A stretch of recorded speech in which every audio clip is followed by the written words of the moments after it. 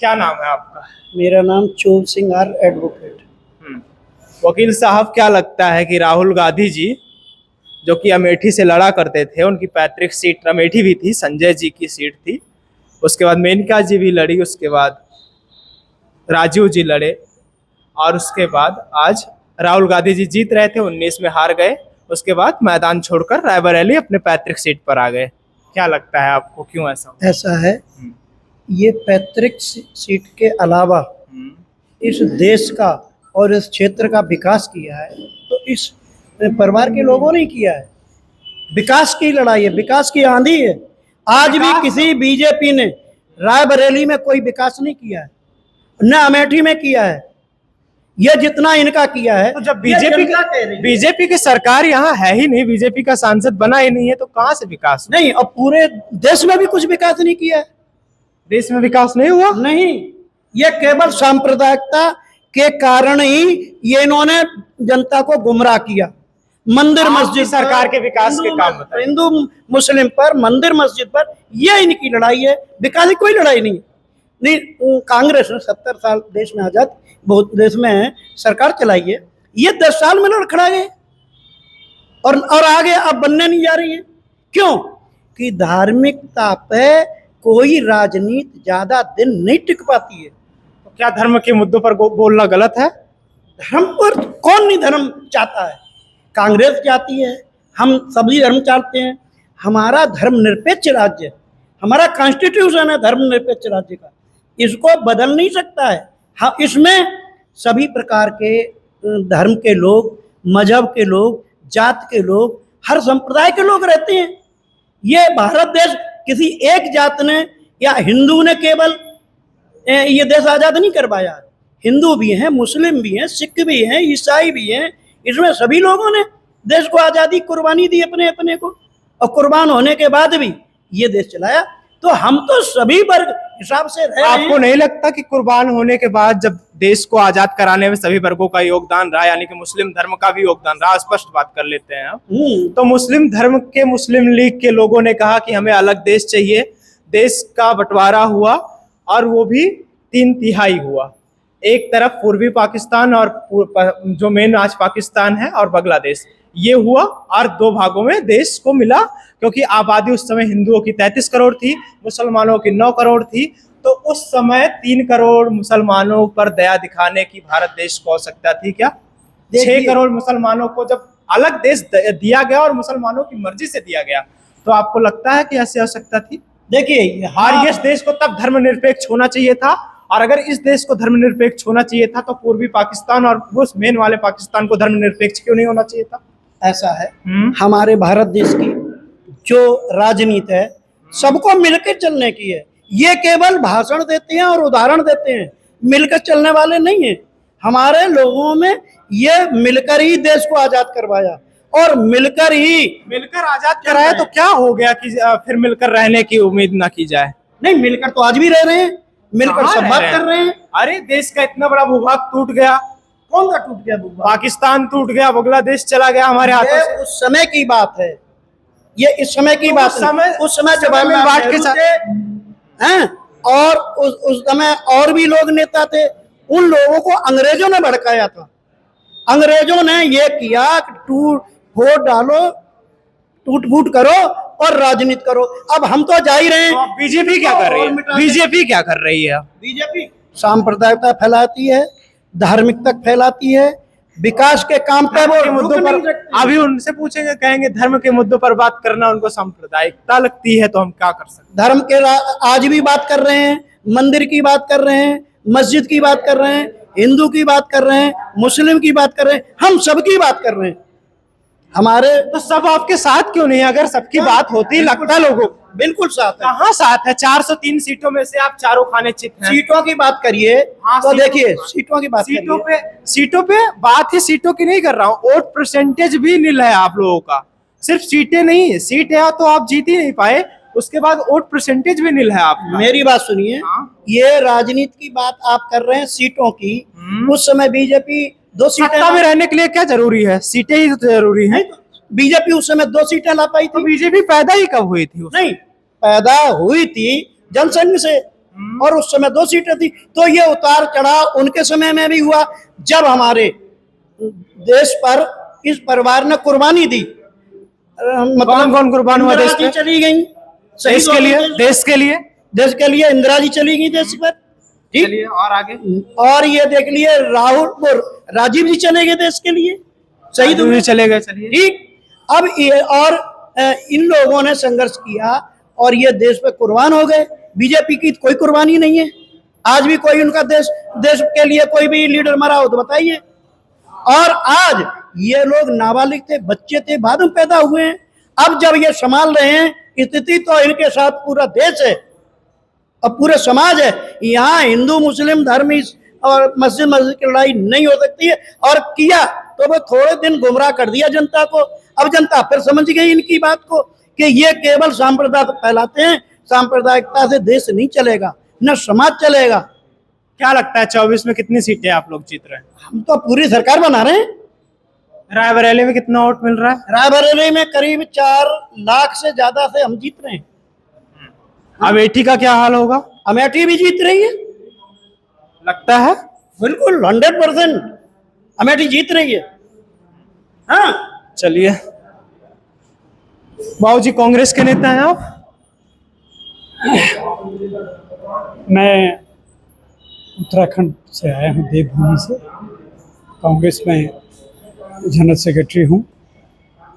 प्रचार प्रसार के लिए मैं अपने प्रिय नेता की लिए यहाँ पर आया हूँ। तो समीक्षा कर रहे हैं आप राहुल गांधी जी की? समीक्षा तो मैं नहीं कह सकता, छोटी में बड़ी बात हो जाएगी। यहाँ की जनता का प्यार हमारे प्रिय नेता के साथ है। एक पारिवारिक अटैचमेंट उनके साथ जुड़ा हुआ लोगों का।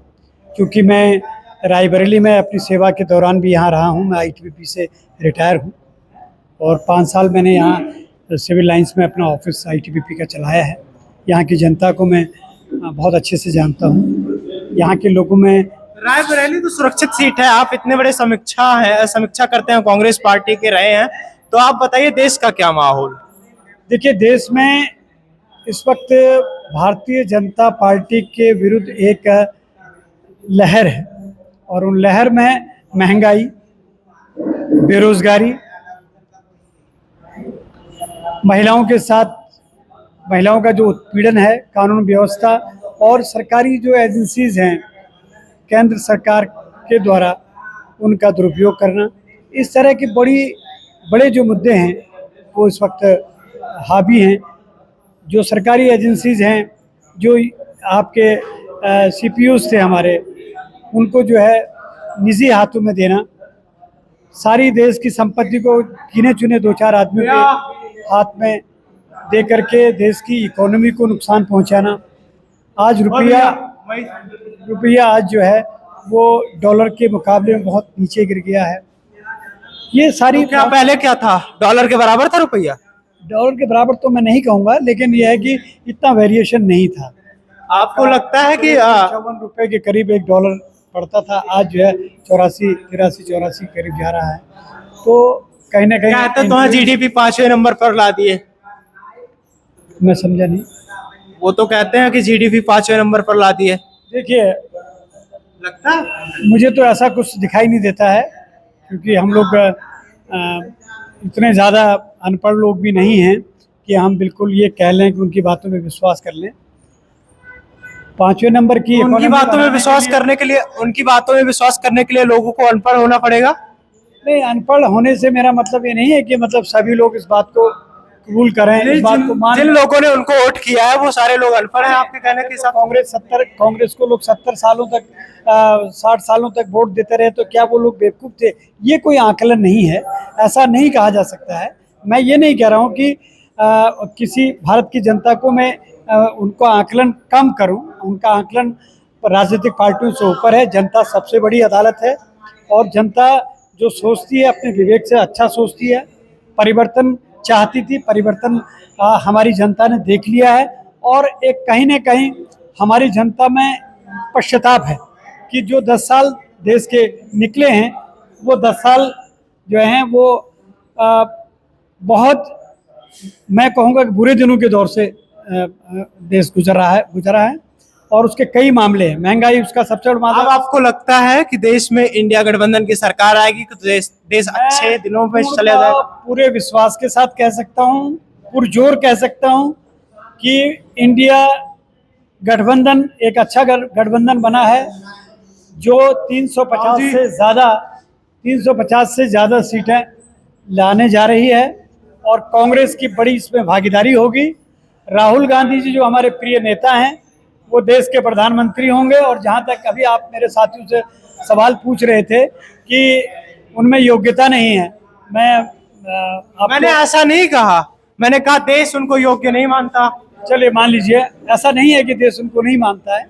मैं आपकी जानकारी होता तो अमेठी से क्यों हार? मैं आपकी जानकारी के लिए बता देना चाहता हूँ कि राहुल गांधी दुनिया के 7 ऐसे पढ़े लिखे लोगों में से ऐसे 7वें नंबर के नेता हैं जो सबसे ज्यादा पढ़े लिखे लोग हैं।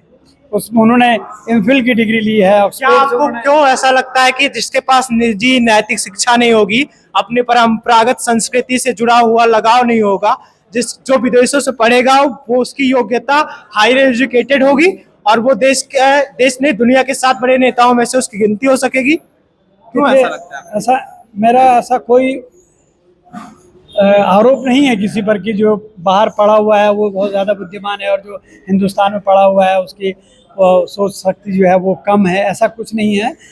सभी लोग, बल्कि हमारा देश तो आने वाले समय में शिक्षा के मामले में विश्वगुरु बना हुआ है। मुनियों का देश रहा है, बड़े बड़े ज्ञानियों का देश रहा है। और देश ने हमारे देश ने तो गणित में भी 0 दिया है। 0 शब्द जो है वो हमारे आर्यभट्ट ने दिया है। तो ऐसा नहीं है कि, लेकिन विदेश की जो पढ़ाई है उसमें थोड़ा सा एक आधुनिकता है। आधुनिकता क्या है?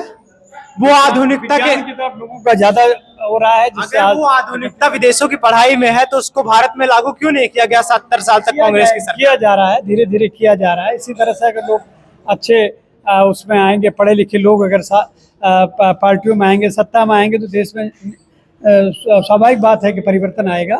ऐसी कोई बात नहीं लगता कि कांग्रेस पढ़े लिखे लोगों को निपटा देती है डायरेक्ट? मैं ऐसा नहीं समझता हूँ। इस तरह से कोई बात हुई है जो जा रहा है सिर्फ परिवार के लोगों जा रहा है, सिर्फ परिवार में, चाहे जो पढ़ा हो चाहे ना पढ़ा हो, लेकिन परिवार के लोगों को साथ रखा जाएगा, बाकी जो पढ़े लिखे हो जाएंगे उनको निपटा दिया। परिवार से आपका जो कहने का मतलब है, मैं परिवार से मतलब मेरा यही है, स्पष्ट तौर से ये सुन लीजिए कि गादी गादी गादी, नेहरू नेहरू नेहरू, फिर गादी गादी गादी गादी गादी। आप उनके बलिदान को तो देखिए ना। बलिदान तो सबने दिया है देश के लिए ना। देखिए ना, देश के लिए बलिदान दे देना और देश का राजा बनना। आप ये कह सकते हैं, परिवारवाद तब कह सकते हैं जब नेहरू जी ने सिर्फ अपनी निजी परिवार के लिए कोई काम किया और वो 10-15 साल प्रधानमंत्री रहे। नहीं तो कांग्रेस में गांधी जी ने अपने लिए सब कुछ किया हो, अपने परिवार के लिए किया हो, और वो देश के लिए शहादत हुई उनकी, देश के लिए वो बलिदान हुए, देश के लिए, देश की एकता और अखंडता के लिए उन्होंने अपने प्राणों की आहुति दी है। दूसरी तरह पे राजीव गांधी जी को ले लीजिए, उन्होंने सद्भावना के लिए, उन्होंने देश की एकता और अखंडता के लिए अपने जो है प्राणों की आहुति। आपको नहीं लगता, आपको ये नहीं लगता कि अगर देश का कोई सामान्य व्यक्ति चाहे देश का प्रधानमंत्री बनना, राजीव गांधी जी की उम्र में और राहुल गांधी जी की उम्र में, सोनिया गांधी जी की उम्र में संभव है?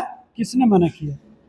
किसने मना नहीं किया, लेकिन वो पूरा का पूरा परफेक्ट कैसे मिलेगा उसको बताओ ना। किसी ने मना नहीं किया। लोगों की परफेक्ट कैसे मिलेगा बताइए? बहुत सारे योग्य लोग हैं देश में। परिवार के प्रति चूंकि उनकी देश के प्रति आस्था रही है, तो भारत की जनता की भी उस परिवार के प्रति आस्था है, और बड़ी उस परिवार के प्रति इतनी आस्था है कि लोग उन्हें, भारत की जनता उन्हें प्रधानमंत्री के रूप में देखना चाहती है। अभी जो समय निकल गया, जो लोग चले गए, वो अपनी अलग वो है। अभी राहुल जी हमारे पास उस परिवार के रूप में हैं जिन्हें बार बार परिवार शब्द कहा जाता है। तो मैं अगर इसमें परिवार की बात भी करते हैं तो मैं इसको सहज स्वीकार करता हूं, क्योंकि उस परिवार से राहुल गांधी जी हैं जिस परिवार के लोगों ने देश के लिए अपनी प्राणों की आहुति दी है। तो ये थे कुछ कांग्रेस के कार्यकर्ता जो कि कांग्रेस को इतना मजबूत और ओजस्वी मान रहे हैं रायबरेली में, और देश में भी दावा कर रहे हैं कि सारी सीटें हमारी हैं। 150 पे भाजपा है, यानी कि दक्षिण में साफ है, उत्तर में हाफ है, इस प्रकार का अनुमान इनका है कांग्रेस भाजपा के लिए। आपको क्या लगता है ये रायबरेली जो सीट है, हॉट सीट, राहुल गांधी जी जहां से चुनाव लड़ रहे हैं अमेठी छोड़कर, उस पर राहुल गांधी जी विजय प्राप्त करेंगे या नहीं? कांग्रेस के कार्यकर्ताओं को सुनकर आपको क्या अंदाजा लगता है कि कांग्रेस के कार्यकर्ता कांग्रेस को उस उच्च स्तरीय ढंग से स्थापित कर पाएंगे जिस हिसाब से भारतीय जनता पार्टी और उसके कार्यकर्ता काम कर रहे हैं? आप तमाम अप्रत्याशियों के विषय में, अमेठी के विषय में, रायबरेली के विषय में और देश में इंडिया अलायंस के विषय में क्या समझते हैं, अपनी राय कमेंट बॉक्स में जरूर दें। आप पॉलिटिकल प्लेटफॉर्म और उसका संयुक्त मंच नेटवर्क भारत देख रहे थे। मैं हूं आपके साथ गौरव।